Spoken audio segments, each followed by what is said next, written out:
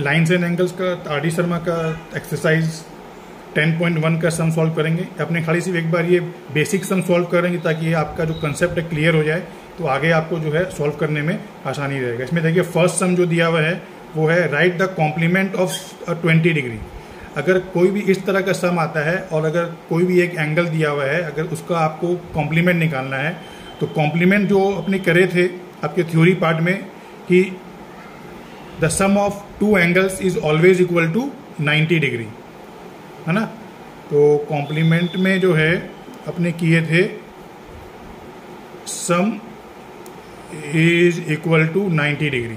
तो अगर अपने को एक एंगल अगर आपका दिया हुआ है और अगर इसका कॉम्प्लीमेंट निकालना है तो आपको करना पड़ेगा 90 डिग्री माइनस जो भी एंगल दिया हुआ है। जैसे यहाँ 20 दिया हुआ है तो 20 डिग्री का जो कॉम्प्लीमेंट एंगल है वो 70 डिग्री है, ठीक है ना। ये कंफ्यूज मत हो जाइएगा कि इसको अगर आप उल्टा कर दो। पूछा है कॉम्प्लीमेंट ऑफ 20, तो 20 का जो कॉम्प्लीमेंट होगा वो 70 होगा।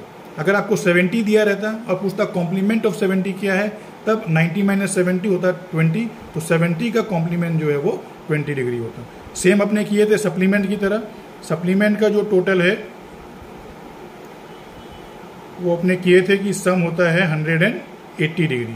तो अगर कोई भी एक एंगल अगर आपको दिया हुआ है और पूछता है कि इसका सप्लीमेंट क्या है, तो इसका सप्लीमेंट जो है वो 180 डिग्री माइनस जो भी एंगल दिया हुआ है वो इसका सप्लीमेंट हो जाएगा। इस केस में 180 डिग्री माइनस 54 डिग्री है, जो कि आपका इसमें आ जा रहा है 126 डिग्री। तो 54 डिग्री का सप्लीमेंट जो है वो है 126 डिग्री।